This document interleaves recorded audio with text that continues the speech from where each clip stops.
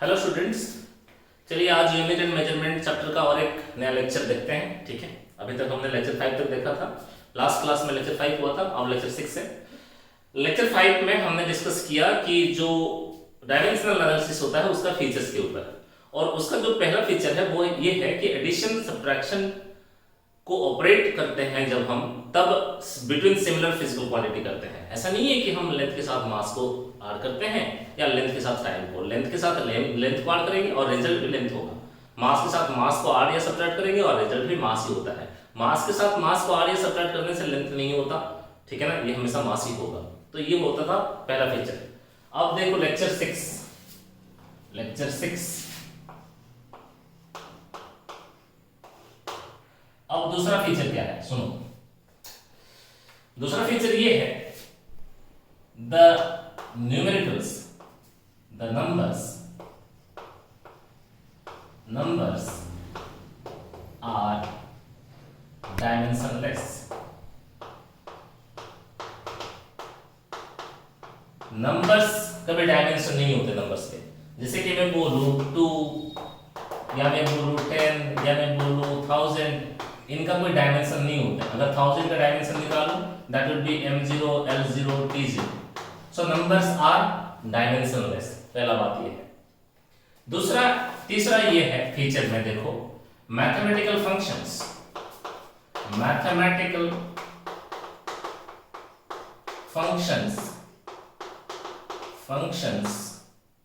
Are dimensionless.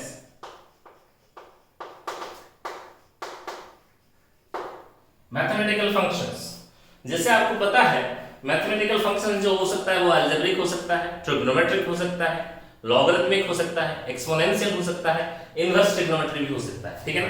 So mathematical function आप कहीं पे देखेंगे ना, उसका डायमेंशन हमेशा 0 होगा। जैसे कि एग्जांपल में दे देता हूं, अगर यहां पे y sin x में बोल दो, सो y sin x, अगर इसका तुम y का डायमेंशन निकालोगे that will B dimensionless, m0 l0 t0।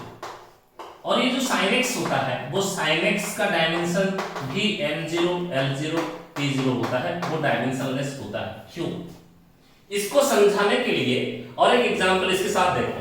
अगर मैं बोलूं sin 30 डिग्री, आप सभी को पता है sin 30 डिग्री होता है 1/2, ठीक है ना। और ये 1/2 एक नंबर है, ये एक नंबर है, तो sin 30 डिग्री का डायमेंशन बोले तो हाफ का डायमेंशन।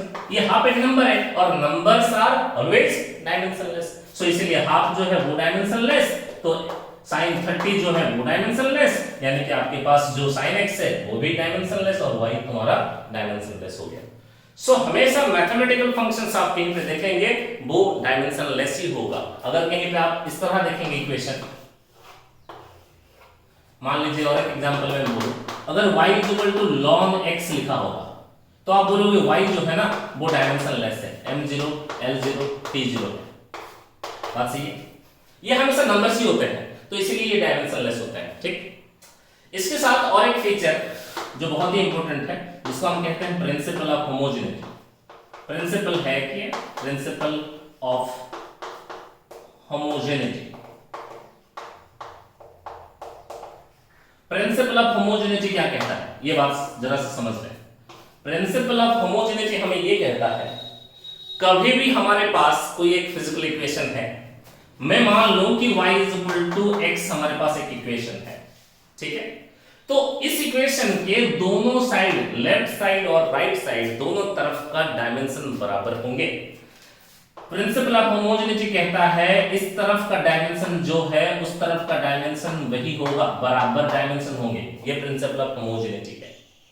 अगर ऐसा होता है कि लेफ्ट साइड में m to the power a, ठीक है, a1, b l to the power b1, t to the power c1 हो, और राइट साइड में ऐसा होता है कि m to the power a2, l to the power b2 और t to the power c2 होगा, तो प्रिंसिपल ऑफ होमोजेनिटी कहता है कि दोनों तरफ का डायमेंशन बराबर होगा। यानी कि इस तरफ m की पावर 1 है, उस तरफ m की पावर a2 है, सो a1 बराबर a2 हो जाएगा, और यहाँ पे b1 बराबर b2 हो जाएगा, और यहाँ पे c1 बराबर c2 हो जाएगा, ठीक है। This is what principle of homogeneity is.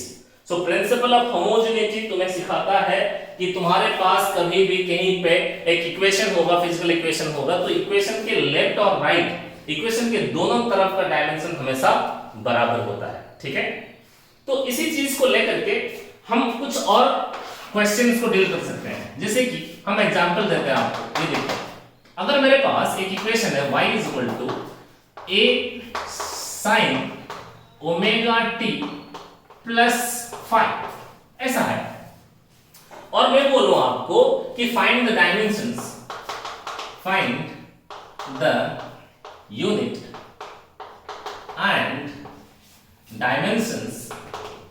Dimensions of omega of a omega and 5।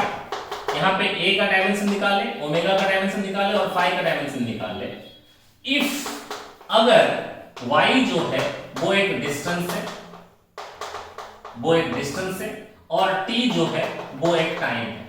अगर यहाँ पे y डिस्टेंस है और t टाइम है, आपको बोला गया कि यहाँ पे a का डायमेंशन आप निकालो, ओमेगा का डायमेंशन निकालो और 5 का डायमेंशन निकालो। ये सारे जो फीचर्स हमने पढ़ा, ये जो प्रिंसिपल हमने सीखा, इसको इस्तेमाल करके अभी इस इक्वेशन से, इस फिजिकल इक्वेशन से हमें a, ओमेगा और 5 का डायमेंशन मिल जाएगा। देखिए, सबसे पहला बात, मैथमेटिकल फंक्शन कहीं पे देखेंगे तो उसका डायमेंशन कुछ नहीं होता, ये आपको समझ में आ गया।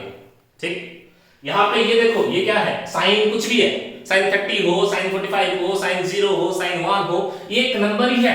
ये नंबर है तो सिंपल इसका कोई डायमेंशन नहीं होता। ये m0 l0 t0 है, डायमेंशन लेस, ये पूरा का पूरा है। तो आपके पास इक्वेशन है y a sin omega t plus 5। अगर ये पूरा का पूरा फैक्टर तुम्हारा डायमेंशन लेस हो गया, मतलब ये डिस्टेंस है, तो ये तो डिस्टेंस, ये डायमेंशन लेस नहीं हो सकता पूरा का पूरा, मतलब ये जो होगा उसका डायमेंशन लेफ्ट साइड के डायमेंशन के साथ बराबर होना चाहिए। इसका डायमेंशन कुछ नहीं है, m0 l0 t0 है, इतने वाले फैक्टर का। अब y का डायमेंशन जो है वो बराबर हो जाएगा a के डायमेंशन के साथ। That is implies the dimension of a is equal to the dimension of y, that is equal to the dimension of l। Hello sir, so a का डायमेंशन बराबर हो जाएगा l और उसका यूनिट हो जाएगा, ये l लेंथ है तो उसका यूनिट हो जाएगा मीटर। समझने में कोई परेशानी नहीं है ना? ठीक, अब देखो sin omega t plus 5, sine के बाद जो भी होता है, साइन 30 है, साइन 45 है, साइन 90 है, कुछ भी है, साइन के बाद जो भी होता है वो एक एंगल ही है। अब एंगल का तो कोई डायमेंशन होता नहीं है ना, एंगल डायमेंशन लेस क्वांटिटी होता है। तो यहाँ पे जो ओमेगा टी है, ये ओमेगा टी भी डायमेंशन लेस होगा। देखो बच्चे, साइन के बाद जो होता है वो डायमेंशन लेस होता है, क्योंकि साइन के बाद एक एंगल रहता है। तो साइन के बाद ओमेगा टी प्लस 5 है, तो ओमेगा टी एक एंगल है और एंगल का डायमेंशन है m0 l0 t0। ये समझने में किसी को परेशानी नहीं है। अब देखो ओमेगा और ये t का डायमेंशन t ले लो, ये m0 l0 t0 हो जाएगा। दैट इज इंप्लाइज जो ओमेगा आपके पास है, ये ओमेगा का डायमेंशन हो जाएगा m0 l0 t0 बाय नीचे t है, इसको ऊपर ले जाओ t to the power -1। This is the dimension of omega.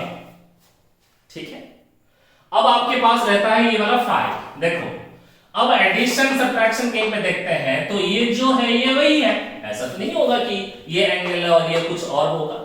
Sign के बाद अगर ये एंगल है तो प्लस साइन है तो ये भी एंगल है बाय डिफॉल्ट। तो यहाँ पे जो 5 हमारा है, ये 5 ही डायमेंशनलेस है, m0 l0 t0। ये 5 का भी कोई डायमेंशन नहीं होता, तो 5 का डायमेंशन मिल गया आपको, और ओमेगा का dimension t to the power -1 ये भी मिल गया आपको, और a का डायमेंशन जो है बराबर l है, ये भी मिल गया आपको। ठीक है ना? अरे सही है। तो इसी के साथ और एक क्वेश्चन करते हैं। ठीक है, जल्दी लिख ले इसको।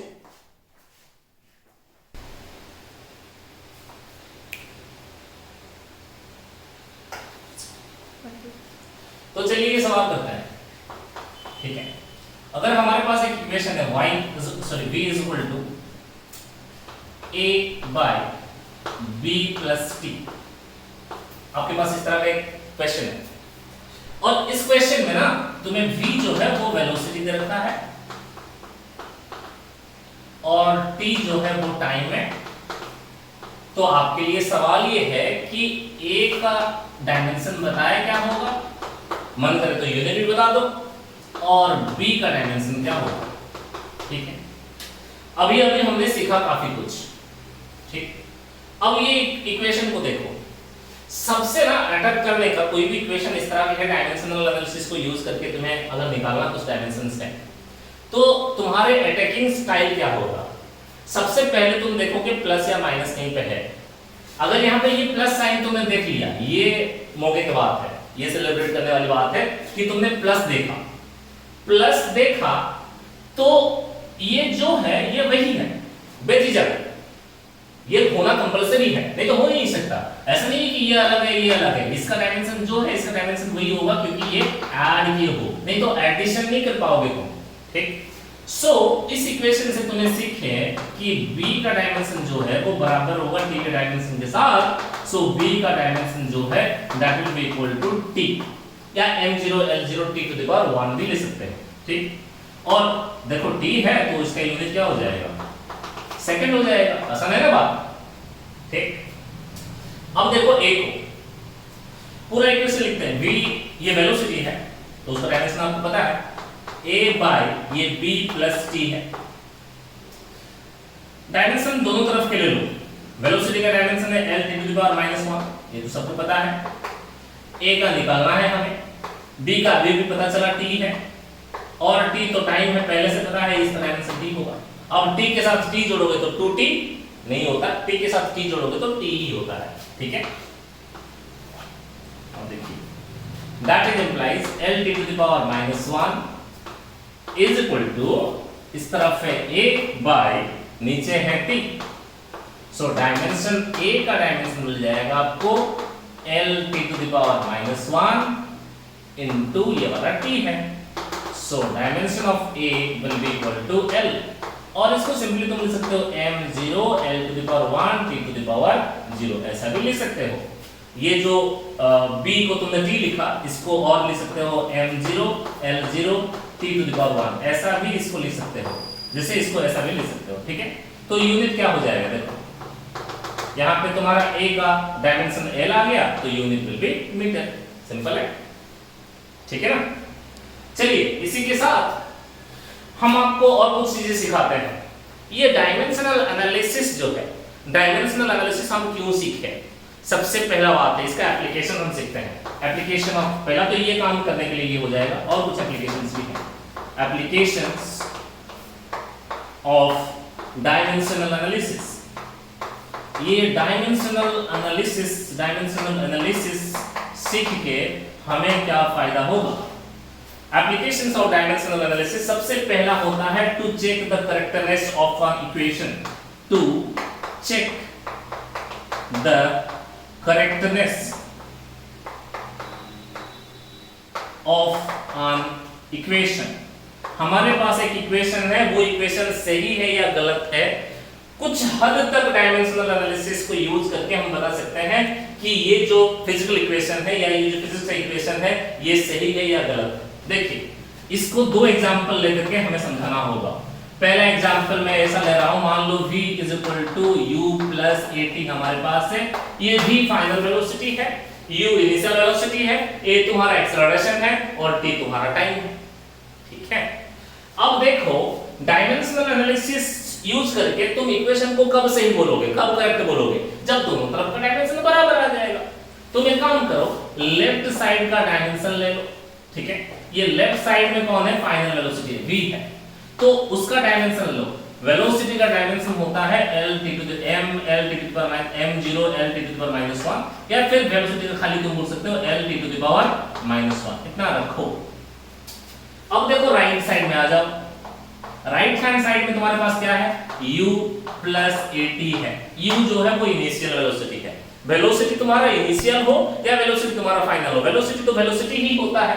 सो ये इनिशियल वेलोसिटी का डायमेंशन होगा l to the power -1, ये प्लस a है एक्सेलरेशन, उसका डायमेंशन होगा l to the power -2, और t है टाइम, उसका डायमेंशन हो जाएगा t, that is implies l to the power -1 plus ये भी है l to the power -1। अब l to the power minus 1 से कि उसके साथ अगर l to the power minus 1 को तुम जोड़ोगे तो ये 2 times l to the power minus 1 नहीं होगा, ये simply l to the power minus 1 होगा। अब आपने देखा डायमेंशनल एनालिसिस को यूज करके लेफ्ट साइड का डायमेंशन जो है राइट साइड का डायमेंशन वही है, तो आप बोलोगे कि ये इक्वेशन सही है, ठीक है। So the equation is correct, equation is correct. इतने में थोड़ा सा इसको पॉज करते हैं और उसके साथ मैं और एक एग्जांपल देता हूं, आप इसको समझिए।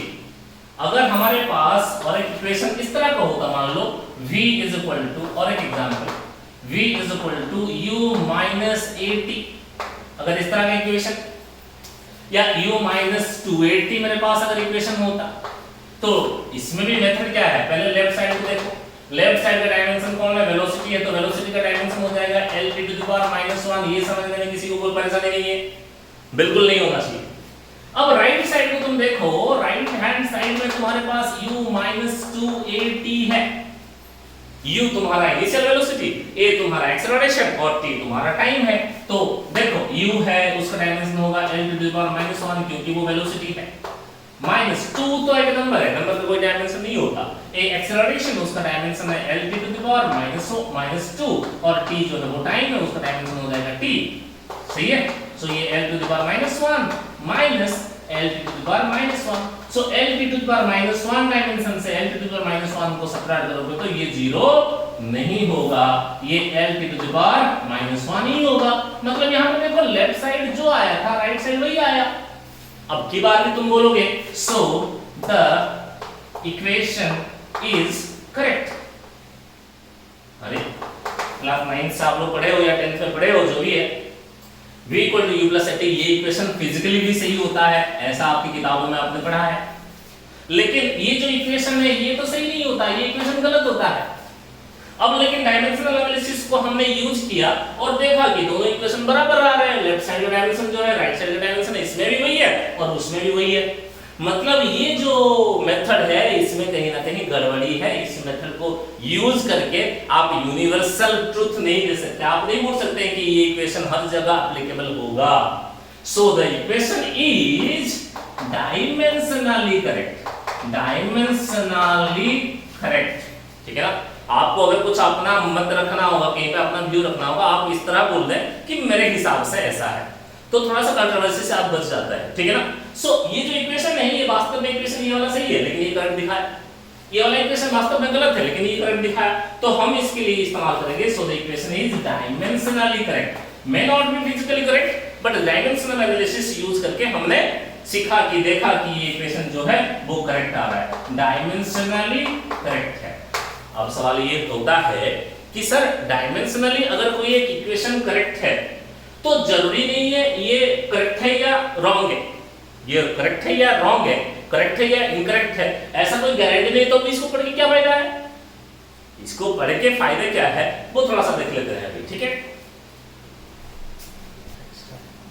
सो चलिए देखो ये डायमेंशनल एनालिसिस मेथड को हम वास्तव में क्यों यूज करेंगे, इसका क्या फायदा है। अगर देखो ये करेक्ट वाला भी करेक्ट दिखाया, रॉन्ग वाला भी करेक्ट दिखाया, तो इसको पढ़ना नहीं चाहिए, ठीक है ना। लेकिन क्यों पढ़ा रहे हैं हम वो दिखा रहे हैं, सुनो। और एक एग्जांपल लेकर के आपको समझाने की कोशिश करते हैं। अगर हम बोले कि हमारे पास एक इक्वेशन है v is equal to ut plus 2at square, हमारे पास ऐसा इक्वेशन है, ठीक है। अब इस इक्वेशन को चेक करने का मेथड क्या है, पहले लेफ्ट साइड को ले लो, लेफ्ट साइड में वेलोसिटी है, ये जो वेलोसिटी है इनिशियल हो फाइनल हो कोई भी वेलोसिटी ही है, तो उसका डायमेंशन हो जाएगा l to the power minus 1। ये समझने में आप में से किसी को कोई परेशानी नहीं है। अब राइट साइड वाले को देखो, राइट हैंड साइड में तुम्हारे पास है ut प्लस 2at स्क्वायर। जो एब्रिविएशंस हैं, जो सिंबल्स हैं वो अपने अपने को रिप्रेजेंट करते हैं, कोई परेशानी नहीं है। u जो है वो इनिशियल वेलोसिटी है, t जो है वो टाइम है, a एक्सेलरेशन है, t टाइम है। तो u इनिशियल वेलोसिटी, डायमेंशन है l to the power minus 1, t जो है वो है टाइम, उसका डायमेंशन हो जाएगा t प्लस 2 का डायमेंशन कुछ नहीं होता, नंबर है। एक्सेलरेशन का dimension l to the power minus 2, time का डायमेंशन t का स्क्वायर। अरे समझ गया। सो ये डायमेंशन होगा l to the power -1 a to the power 1, तो ये सिंपल l हो गया। इसका dimension l to the power -2 ये +2, तो ये भी l हो गया। अब l के साथ तुम l को जोड़ दोगे तो ये आएगा l सिंपल। देखो लेफ्ट साइड में क्या आया था l टू द पावर -1 और राइट साइड में क्या आया था l टू द पावर खाली l आया था, ठीक है ना। अब देखो लेफ्ट साइड का जो डायमेंशन आया राइट साइड का वो डायमेंशन नहीं आया, not equal. So the equation is incorrect. अब ये इक्वेशन जो है वो इनकरेक्ट इक्वेशन है, यानी कि ये वैसे भी ऐसा इक्वेशन तुमने कभी पढ़ा नहीं था, ये इक्वेशन गलत है। आपको पता है s = ut + ½ at² वाला कोई एक इक्वेशन आपको पता है, लेकिन v = ut + 2 at² इस तरह की इक्वेशन आपको नहीं पता। सो ये इक्वेशन जो इनकरेक्ट आ गया डायमेंशनल एनालिसिस मेथड को यूज करके, जो सारे इक्वेशन तुम्हारे इनकरेक्ट आ जाएंगे वो डेफिनेटली इनकरेक्ट होता है, उसके ऊपर संदेह करने वाले बात ही नहीं। सो करेक्टनेस को शायद ये ठीक से चेक नहीं कर पाता है, लेकिन अगर इनकरेक्ट है मतलब ये 100% इनकरेक्ट ही है, ठीक है ना। जैसे आजकल आप कोरोना के टेस्ट करने जाते हैं, ठीक है, पहले तो आप क्या करते हैं एंटीजन टेस्ट करते हैं, ठीक, उसके बाद आप आरटीपीसीआर में जाते हैं। अगर एंटीजन रिपोर्ट आपका नेगेटिव आया तो आप खुश मत हो जाइए कि आपका जो कोरोना टेस्ट है वो आप नेगेटिव है, आप बिल्कुल कोरोना मुक्त है, ऐसा नहीं है। आपको संदेह करना चाहिए कि वो ठीक नहीं है, फिर आरटीपीसीआर करने जाएंगे। अगर आरटीपीसीआर में भी आपका नेगेटिव आता है फिर भी खुश मत होइए, ठीक है, फिर भी कोरोना हो सकता है, फिर भी डॉक्टर आजकल भेजता है सीटी स्कैन कराइए, ठीक है ना। सो डायमेंशनल एनालिसिस में अगर सही आता है ना तो खुश मत होइए कि ये सही है, लेकिन संदेह मत करिए अगर इनकरेक्ट मतलब ये 100% इनकरेक्ट है। जैसे एंटीजन रिपोर्ट में पॉजिटिव आया मतलब पॉजिटिव ही है, अगर नेगेटिव आता है तो उसके ऊपर तुम डाउट करोगे हाँ शायद ये गलत दिखा रहा है, लेकिन अगर पॉजिटिव आता है तो बेझिझक पॉजिटिव है और डॉक्टर के पास जाओ, दवा लेकर के खाओ और जल्दी सुस्त हो जाओ, ठीक है ना। Thank you.